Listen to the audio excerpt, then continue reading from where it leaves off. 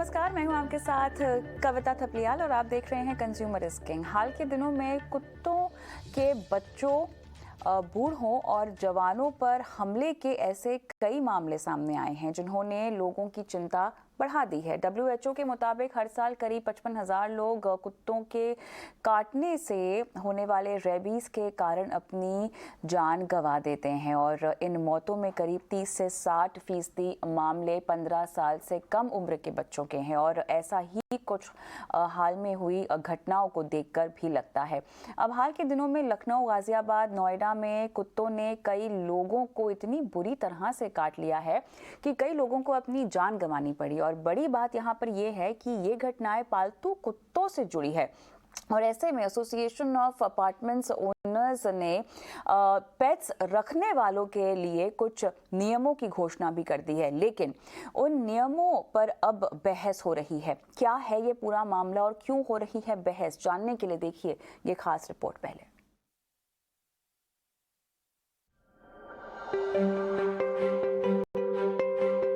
पिछले कुछ दिनों से कुत्तों के हमलों के कई वीडियो सोशल मीडिया पर वायरल हो रहे हैं। कहीं पर पार्क में टहल रहे बच्चे पर पिटबुल ने अटैक किया तो कहीं लिफ्ट में जा रहे बच्चे को पालतू कुत्ते ने काट लिया। हाल ही में गाजियाबाद में कुत्ते के काटने की 2 घटनाओं का वीडियो सोशल मीडिया पर खूब वायरल हो रहा है। इससे पहले लखनऊ में एक पिटबुल कुत्ते ने अपनी ही मालकिन को नोच लिया था। कुत्ते के इस हमले में 80 साल की कुत्ते की मालकिन सुशीला की मौत हो गई थी। लेकिन ताजा मामले केरल के कोझिकोड के अर्किनार का है। वायरल हो रहे इस वीडियो में 7वीं क्लास का एक बच्चा साइकिल चला रहा है। तभी ये कुत्ता अचानक उस पर हमला कर देता है। कुत्ते के हमले से बच्चा गिर जाता है। इस दौरान कुत्ता बच्चे के हाथ पर काट लेता है। बच्चा किसी तरह अपनी जान बचाकर भागता है। लगातार कुत्ते के काटने की इन घटनाओं ने आम आदमी को परेशान कर दिया है।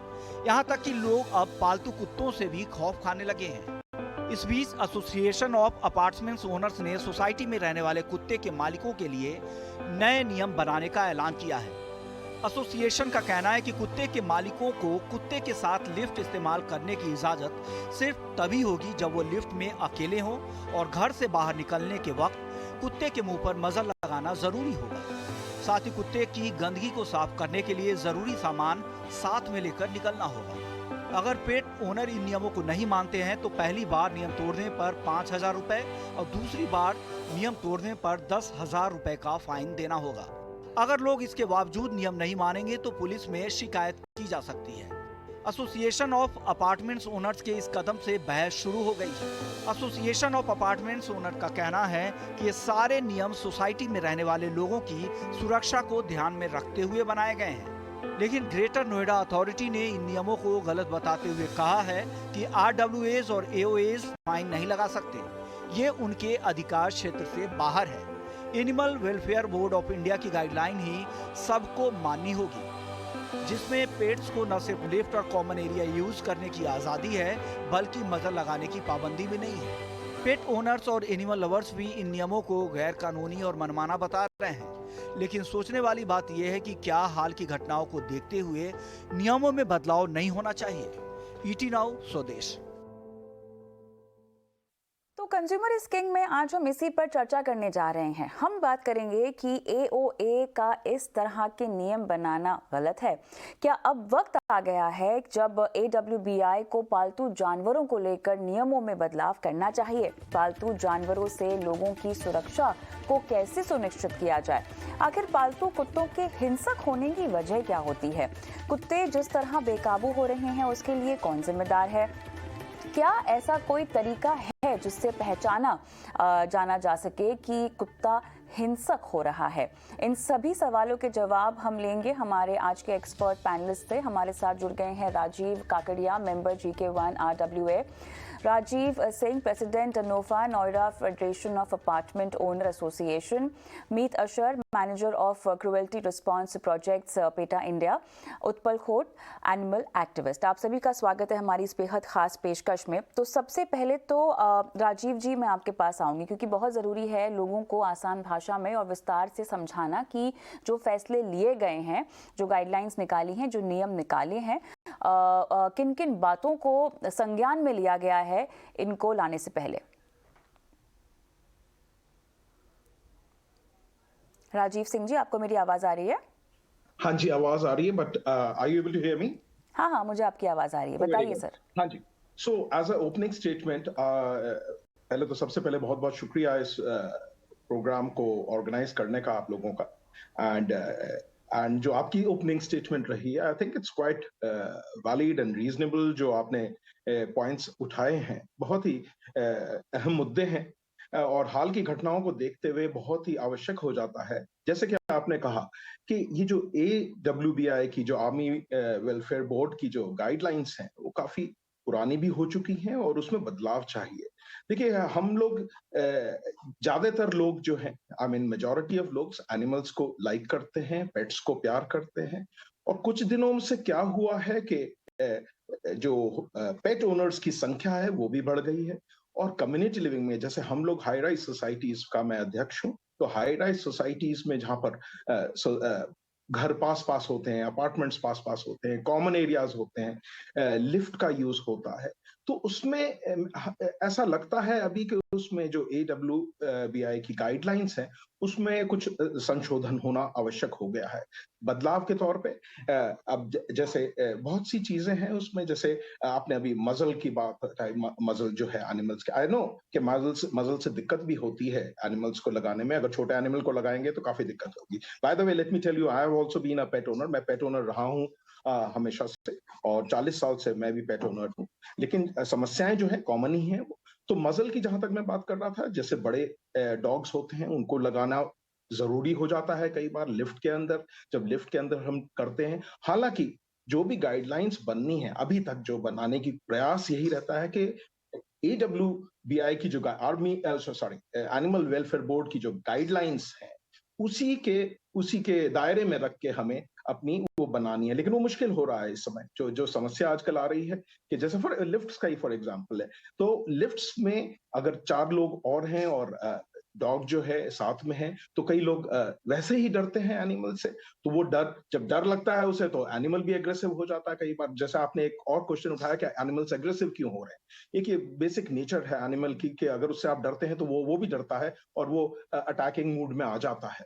तो और दूसरी चीज है कि इनका सोशलाइजेशन जो है, एनिमल्स का, जो पेट्स का सोशलाइजेशन है, वो नहीं हो पा रहा है। They are also social animals. तो वो जो सोशल इनकी एक्टिविटीज हैं और डॉग से मिल जो नेचर में रहते हैं, वो सारी नहीं होती। घर के दायरे में रहते हैं, अपार्टमेंट में रहते हैं 24 घंटे, और सिर्फ जब उनकी नेचर्स कॉल होती है उस समय वो विजिट करते हैं बाहर। तो ये सारे फैक्टर्स हैं।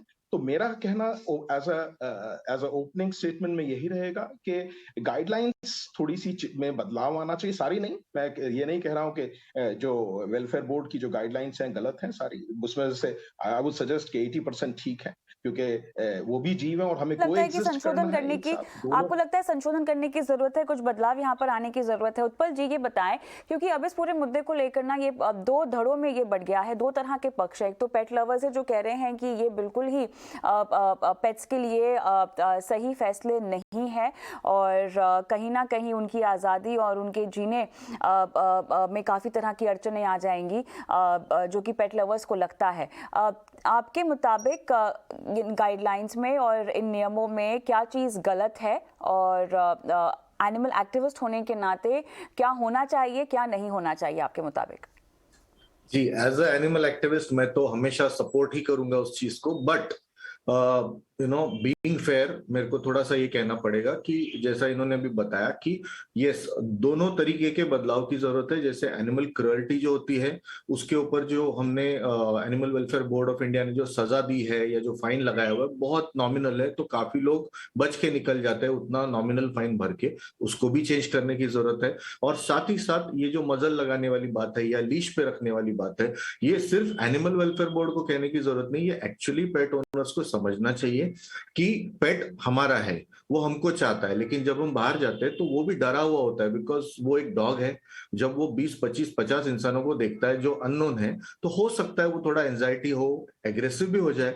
तो इसलिए उसके पास लीश पे रखना उसको या उसको मजल लगाना, I don't think it is wrong, अगर उससे आसपास के लोगों की सुरक्षा टेक केयर हो जाती है। तो एट द सेम टाइम जो AWA है या RWS जो हुए, इनको इसको एज अ रूल इंप्लीमेंट नहीं करना चाहिए, रादर इसको एक डिस्कशन की तरह लेके उनकी मीटिंग करके उन पेट लवर्स को, एनिमल लवर्स को बुला के अगर समझा के बताया जाए कि भाई ये दोनों तरफ की लोगों के सुरक्षा के लिए है, तो मेरे ख्याल से काफी हद तक एनिमल लवर्स इस बात को समझ लेंगे, बारिंग 1 और 2 इंसिडेंट जहां पे वो तो हर जगह होता है कि कोई ना कोई जिद्दी होगा जो बोलेगा नहीं मेरे को करना ही नहीं है, बट बाय एंड लार्ज हर एक कोई समझ लेगा। जैसे अभी किसी बच्चे को अटैक हुआ है तो वो टोटली अनप्रोवोक्ड भी नहीं था, but at the same time attack तो हुआ, तो वो गलत हुआ है। तो अगर इसको रोकना है तो वो लीश पे अगर रहे डॉग, तो वो सिक्योरिटी है उस बच्चे को या उस थर्ड पर्सन को या जो भी वो डर रहा है, बिकॉज जब भी इंसान डरता है तो उसके अंदर से एक वाइब्स निकलती है जो डॉग पकड़ लेता है बहुत अच्छे से। So if you are very scared तो वो डेफिनेटली आपके ऊपर हावी होने की कोशिश करेगा, या अगर आप उसको एग्रेशन दिखा रहे हो अंदर ही अंदर आपके गुस्सा है वो भी वो पढ़ लेता है। तो ये सारी चीजें ना एक एनिमल बिहेवियर एक्टिविटी में आती है, और ये बहुत अलग मतलब विषय हो जाएगा विस्तार से समझाने जाऊं तो, बट कहने का मतलब ये है कि ये दोनों तरफ से बात करके सुलझाने वाला मसला है, ना कि इसको रूल के हिसाब से इंप्लीमेंट करके। क्योंकि ऑनेस्टली हम सब जानते हैं कि AOA है या RWA है, इनको अथॉरिटी एज सच नहीं है to implement a fine and penalize someone and collect money.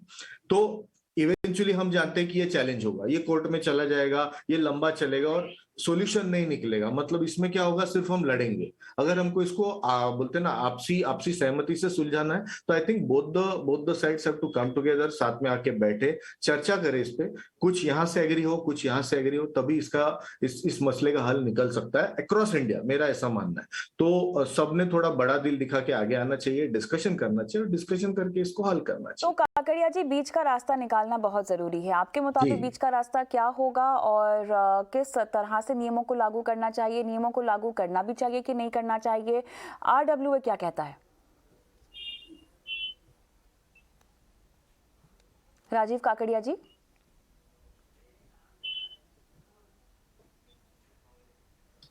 Rajiv Kakadiya जी, आपको मेरी आवाज आ रही है? जी सर, बोलिए। जी आ गई, आपकी आवाज आ रही है। मेरे को आपकी आवाज, आपको मेरी आवाज आ रही है? बिल्कुल आ रही है सर, बताइए। या सो बेसिकली देखिए, RWS इन एक ऐसी between the rock and the hard space में है। उनको सबको केटर करना है, जो पेट ओनर्स हैं, and there are animal haters also within a society, there are all kinds of people, और उनको सबको हैंडल करना है और उनको सबका एक बैलेंस बना के चलना पड़ेगा। प्रॉब्लम क्या है कि we are a land of knowing all our rights and very relax in अपनी ड्यूटीज को कैसे निभाना है। पेट ओनर हो आप, आपके बच्चे हैं, you are responsible for your child and you yourself believe that I myself a pet owner by the way, I have a pet and I take full responsibility for its inoculation. उसकी inoculation के लिए ध्यान रखता हूं, सब कुछ ये करते हैं। तो RWS को देखिए, अगर तो लॉ इस कंट्री के, रूल्स इस कंट्री के, लॉ इंप्लीमेंटिंग एजेंसीज इस कंट्री की काम कर रही हों, तो RWS को कोई रूल्स नहीं बनाने की जरूरत पड़ेगी, कोई फाइन इम्पोज करने की जरूरत ही नहीं पड़ेगी। अब RWS या तो देखिए, जब गवर्नमेंट क्या होता है, गवर्नमेंट बहुत खुश है जब RWS उनको असिस्ट करती है कई एक चीजों में, कि हमारे सेंसस करवा दीजिए, हमारे को डिटेल्स ले दीजिए, हमारे प्रॉपर्टी टैक्स का करवा दीजिए, हमारे को ये बता दीजिए। दुनिया जान की चीजें हैं जिसमें RWS असिस्ट कर रही है।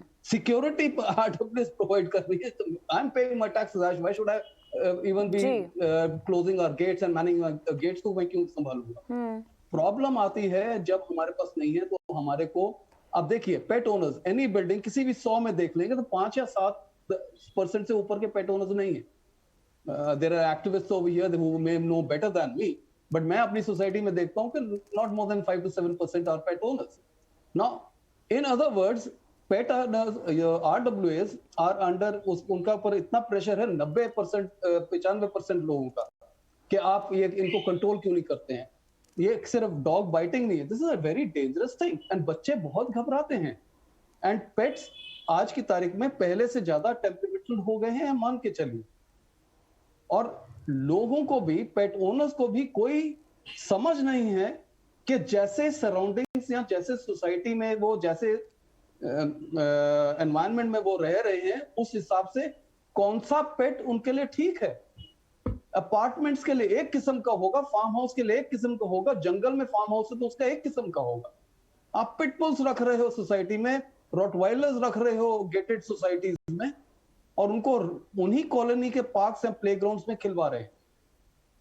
नहीं तो मतलब अब यहाँ पर सोसाइटीज ये भी डिक्टेट करेंगी कि किस तरह के डॉग को या किस तरह के पेट को रखना चाहिए। मीत अशर, बताएं आप कितने संतुष्ट हैं इस तरह के नियम से, या जिस तरह की बारीकी में काकड़िया जी बोल रहे हैं कि हमको जाना चाहिए, उनकी बात एक तरह से सही भी है देखा जाए तो, क्योंकि यहाँ पे डॉग बाइटिंग के केसेस और यही एक बहुत बड़ा मुद्दा है जो परेशान कर रहा है, ये बढ़ रहे हैं। लेकिन नियमों में गहराई किस हद तक आनी चाहिए? क्या ये भी डिक्टेट करना चाहिए कि कौन से पालतू ब्रीड है और कौन सी कहाँ आपको पालनी चाहिए, कैसे पालनी चाहिए? सोसाइटी डिक्टेट नहीं कर सकते हैं। ये अगर कोई डिसीजन ले सकता है इस पे तो वो स्टेट गवर्नमेंट है।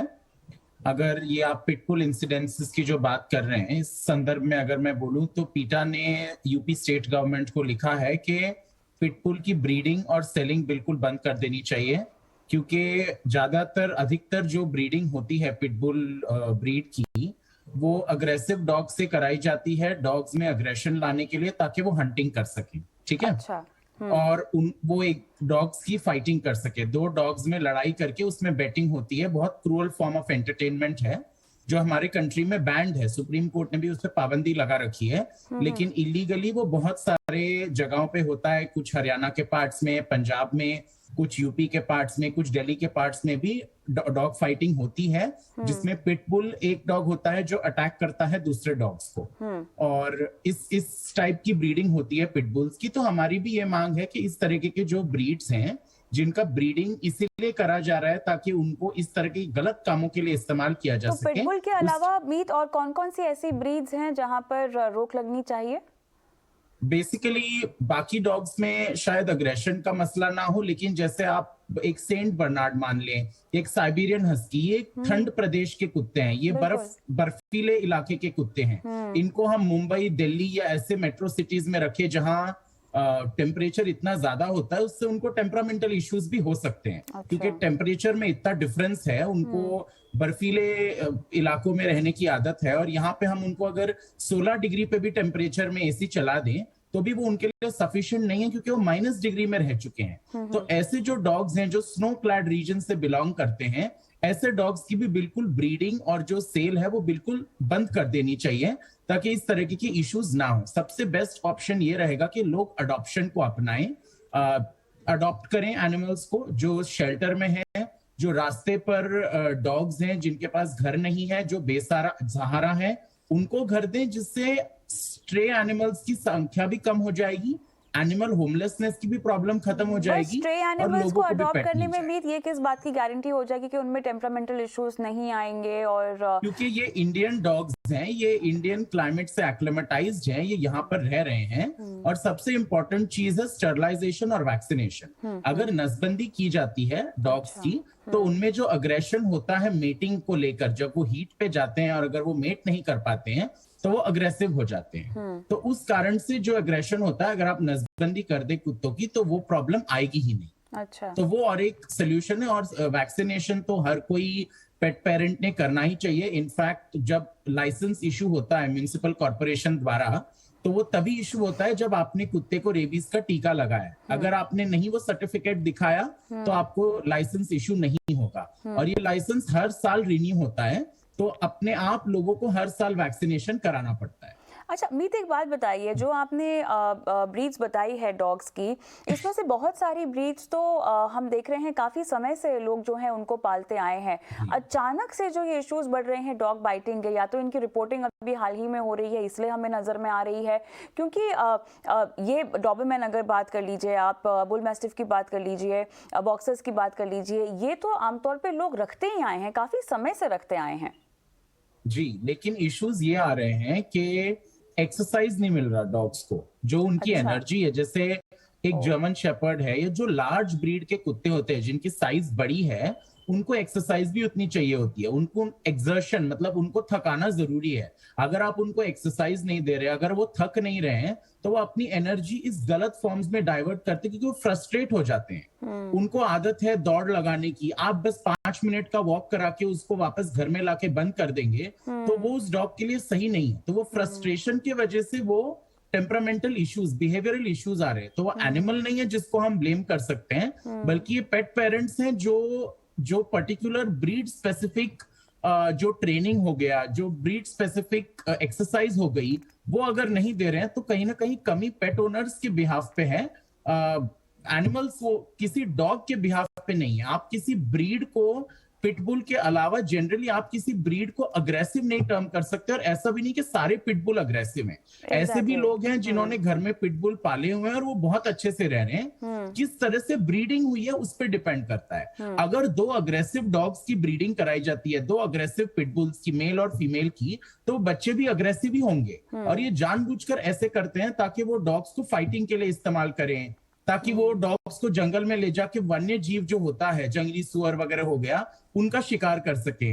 तो ये गलत इंटेंशन से, बिल्कुल इलीगल इससे जो करा जा रहा है उस पर रोक लगाने की बेहद जरूरत है। तो हमारे ये देश में तो ये बताइए, अब जो नियम तय हो रहे हैं इससे तो इनकी परेशानी और बढ़ जाएगी। पेट पेरेंट्स तो खैर इसको पसंद कर ही नहीं रहे हैं अधिकतर, लेकिन यहाँ पेट्स की भी तो गति हो जाएगी ना खराब। उनके लिए भी तो ये एक तरह का टॉर्चर होगा। किस तरीके का टॉर्चर, मैं समझ नहीं पाया। जो नियम की हम बात कर रहे हैं, जो नियमों की हम बात कर रहे हैं, मसल जो लगाना, एग्जिस्टिंग डॉग्स हैं, जो एग्जिस्टिंग डॉग्स हैं इस ब्रीड्स के, उनका रजिस्ट्रेशन होगा ना। ऐसे नहीं है कि आज अगर उनके ब्रीडिंग और सेल पे पाबंदी लग गई है तो लोग रख नहीं पाएंगे, ऐसा तो हो नहीं सकता। ऐसा प्रोस्पेक्टिव कानून कोई भी गवर्नमेंट नहीं बना सकती। अब जो डॉग्स हैं जिनके लोगों के घर में, वो रखेंगे, लेकिन उनका बाकायदा रजिस्ट्रेशन होगा, गवर्नमेंट शायद उसका मॉनिटरिंग करेगी। इस तरीके का प्रोविजन गवर्नमेंट बना सकती है। हम ये नहीं कह रहे हैं कि लोगों को रखने से ही बैन कर दिया जाए, जिनके पास से कुत्ते हैं उनको ले लो, ये बिल्कुल हमारा कहना नहीं है।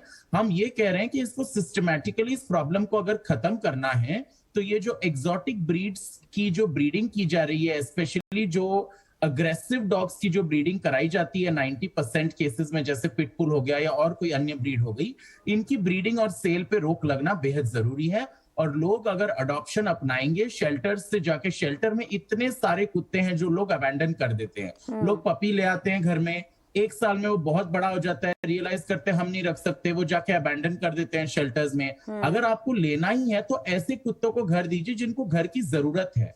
आप खरीद रहे हैं एनिमल्स, तो उतनी एनिमल्स की संख्या बढ़ रही है मार्केट में। सही बात है। और फिर जो सेलर्स हैं वो बहुत ही कम दाम में बेच देते हैं। जब वो बिकते नहीं है तो फिर कोई भी लेकर जाता है जो उनको रख भी नहीं सकता है, जिसकी पालने की ये नहीं है, मींस नहीं है उसके पास, वो भी लेकर जाता है क्योंकि 2-3 हजार में मिल जा रहा है, तो कोई भी ले रहा है। तो कहीं ना कहीं इस पे भी थोड़ा सोच विचार करने की जरूरत है कि किस तरीके से इसको भी बदला जा सकता है। जहां तक AWBI की गाइडलाइंस की सवाल है, वो बिल्कुल ठीक है, उसमें कोई बदलाव की जरूरत नहीं है। और जो मजलिंग की बात कही, जो बहुत इंपॉर्टेंट है एड्रेस करना, आप मजल लगाना और कुत्तों को मैंडेटरी नहीं कर सकते हैं, क्योंकि वो फेटल हो जाता है। कितने केसेस में देखा गया है, कुत्ते को मजल पहना के चला रहे हैं, कुत्ते को हार्ट अटैक आके वहीं पे खत्म हो गया है वो डॉग इंस्टेंटली।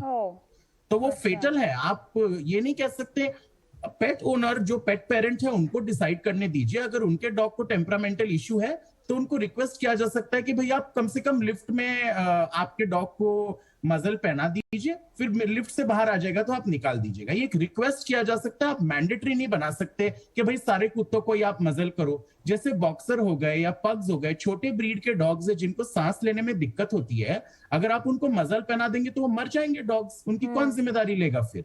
तो ऐसे कोई भी इरैशनली हम एक्शन नहीं ले सकते कि भाई कुछ हो रहा है तो चलो घाई में हमने कुछ भी बना दिया। इसको कंसल्टेटिव प्रोसेस होना चाहिए, और RWA तो ये नियम बना ही नहीं सकती है। सबसे पहले RWA के पास कोई अथॉरिटी नहीं। हार्नेस पहनाना, लीश पहनाना बेहद जरूरी है। अगर कुत्ते को आप घुमाने लेकर जा रहे हैं। राजीव सिंह जी, क्या कहेंगे आप? आई थिंक हमारे जो पैनलिस्ट बाकी हैं सबने मीनिंगफुल बात करी है, सारी की सारी। I agree to majority of the things.